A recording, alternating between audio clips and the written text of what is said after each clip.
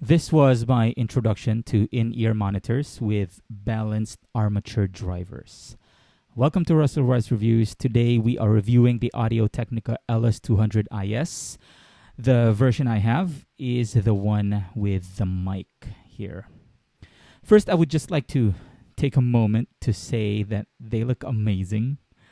I love the translucent shells, and I love the color. I think it's the best looking in the LS series or the live sound series. Also, I would like to say that I do not have a lot of experience with in-ear monitors. I've tried a couple of hybrids from KZ, but the one that I have used for a long time are the Shure SE215s. Here, why am I holding them like that? There. Those are the Shure SE215. So these are what I will be comparing the LS200 to. And I know it's not a fair comparison. It'll be like comparing apples to, I don't know, cocaine, because the LS200 is double the price of the SE215, and it uses different driver technology. But we're all out of options today, so yeah, that's what we're doing, and it's pretty much the only point of reference that I have. Okay, let's go into further inspection, starting with the box.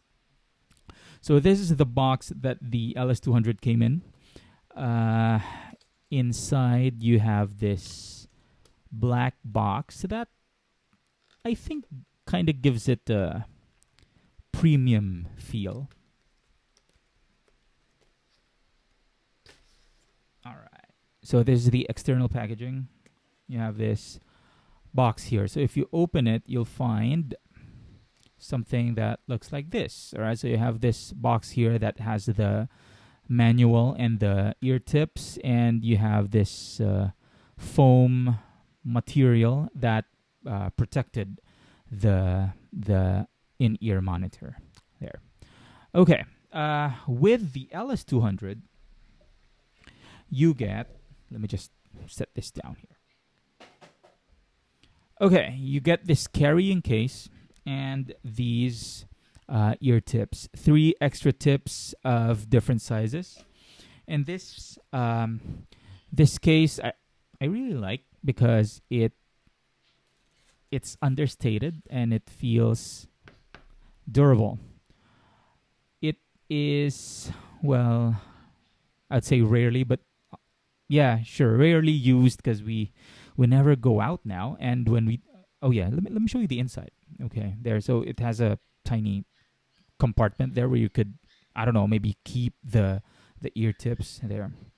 Okay, so yeah, as I was saying, we rarely go out now, and when we do, the opportunities to use the IEMs on the go are limited. So, but of course, I've taken them out for a spin. We'll talk about that later because that's related to sound isolation. Okay, so what I'm saying is, yeah, I like it, but I haven't gotten around to really using it. But I feel that it's gonna last a long time there. Okay, what's next? Cable. Let's talk about the cable. Now, the cable is lightweight. It feels strong despite the lightweight. They do not maintain their shape, which I like. I prefer that. Okay, in comparison to the SE215, so I no longer have the stock cable of the SE215s, but I'm going to say that I like the cable of the SE215 better because it's made of tougher material. They didn't maintain their shape either, but they really are sturdy. The stock cable of my SE215 survived 2 or 3 separate dog attacks. I have a tiny dog, but she's got sharp teeth and lots of determination. And the SE215 stock cable only broke around this area near the connection to the shell. Only after like several years of use and totally not related to the dog attack. Now this here, I don't think this can survive a dog attack. I have a COS Porta Pro somewhere there. I think that's it. And the cable material is similar, and the Porta Pro cable did not survive an attack from the same dog. So I'm thinking if my dog attempts to chew on this, yeah, it's gonna break pretty easily. Okay, so there. So cable, the SE215 has one win already. Okay, now what else do we have here? So like what we said, this is the version with the mic. So here, if you're new to in-ear monitors with their fancy ear hooks like this, you're not going to be confused, which side goes where, because it's easy to remember. The mic is where the right earpiece is. There. In addition, to help you, near the end of the cable, you have right and left markings. So that should help you too.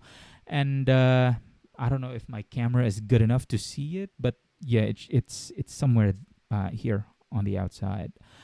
Okay. I don't know how long the cable is, but the stock cable on the SE215 is also longer there. Okay. So that's for the cable. Oh yeah, I just want to say that the cable ends in an L shape like this, which again I prefer.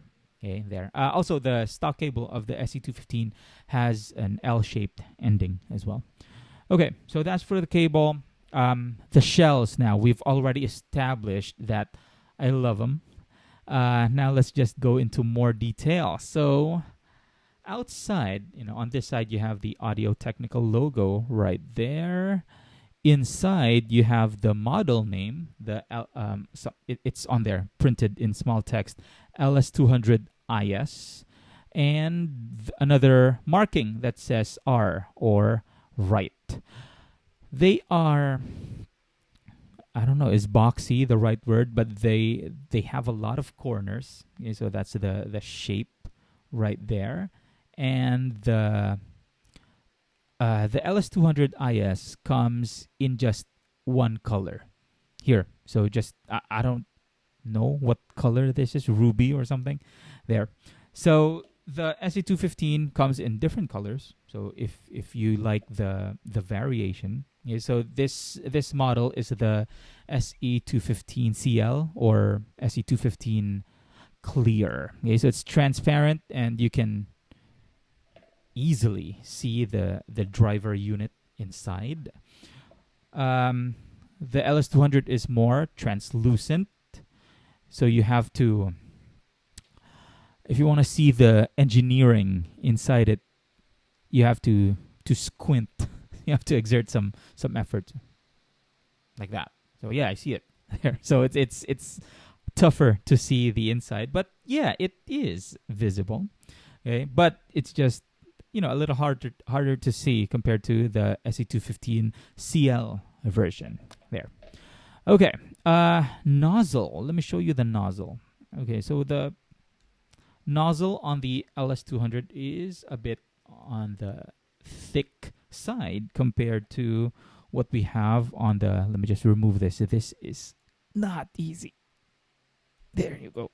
The nozzle on the SE215 is a little thin. All right, so let's do a side by side there. So that's the difference between the nozzle sizes. There you go. Okay. So I think we're done with the physical exploration. Let's now go to the sound. When I first reviewed the SE215, I have a video of that on this channel. It's embarrassing. I called it mid-centric. I was wrong. It's not. It's not mid-centric. The SE215 is bass boosted. I just needed something like the LS200 to educate me on that. To show me what mid-centric sounds like. So, although to be fair, all the reviews I've read on the SE215, well, they all said that the 215 is bassy.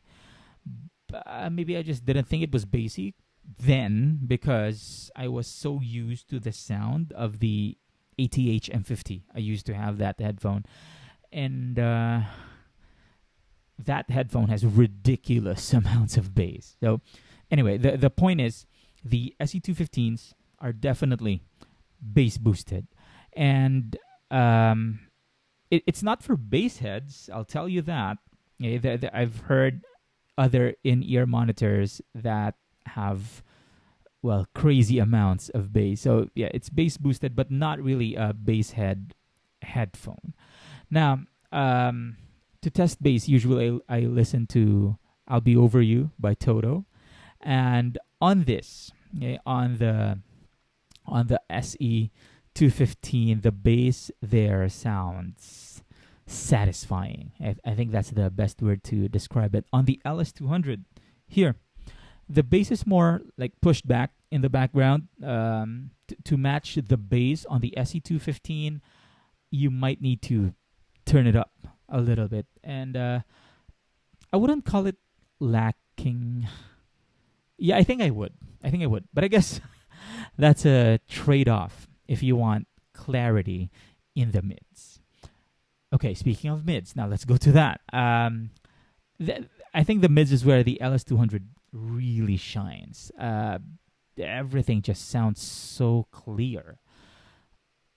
Before I bought this, I read a lengthy review on Reddit that said the LS200 is like the Sennheiser HD 600 or 650 in IEM form. And that's a great way to describe it because it just highlights the mids and presents it very well. The tiny details you don't hear on the SE215 are present here. For example, the guitars in, let me check my notes, John Mayer's "Back to You." All right, they sound fantastic here. And Tracy Chapman, vocals and guitar, they're just given the energy that they need, on the LS200. On the SE215, it's okay, but it's a bit muffled. The mids are a bit muffled. It sounds decent on its own, maybe, but when compared to the LS200, it just gets destroyed. It's not fair. Like what we said earlier, it's not a fair comparison. Now, the highs. On the SE215s, the highs are tame. Okay? Like these were tuned to sound as inoffensive as possible. Hi-hats sound like they have fabric on them. The LS200, on the other hand, goes all out, making the music sound so much more alive. And the chimes, I think those are called chimes. The chimes, when I did a sound test, I used Circle of Life from the Lion King. The chimes there at 3 minutes 32 seconds, they sound so clear. They're given the space to just crackle and shine there. On the SE215, it sounds like it's coming from somewhere farther away there. So if you want something that has a darker sound, go for the SE215.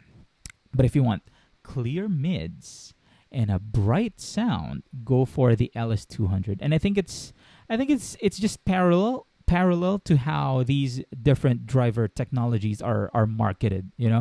Dynamic drivers like the one on the SE215, usually they're better at producing bass, quantity wise specifically. There, is it better bass? That's up to you. While balanced armature drivers like what's in the SE200, they are said to be better at detail retrieval. So, of course, that does not apply to all IEMs. It still depends on how the drivers were tuned and what kind of material went into making them. Now, before we go, another thing you want to consider when buying IEMs is the sound isolation. And for isolation, I just haven't heard anything that isolates better than the SE215s with the yellow foam tips specifically. The isolation is just legendary, unbeatable. It's just you and your music. So if I'm flying or just walking on the dirty streets of Manila, I use the SE215. The LS200 isolates pretty well. It does. It's not what do you call this? I have no complaints, but it allows a tiny bit of outside noise to mix with your music. But the SE215's isolation is on another level. It's almost dangerous. Okay, so which one's better? Again, it's an unfair comparison. So it depends on your preference. So if you like to hear clarity on your mids, like to hear the details in the highs in your music, then yeah, go for the LS200. But if you like your music to be bass boosted, if you place a lot of importance on the sound isolation, then maybe the SE215s would be the better choice for you. But right now, man, these are my favorite in-ear monitors. I don't think I'll buy another pair of IEMs. I think this is it for me. Okay, thanks for watching. See you in the next video. Bye-bye.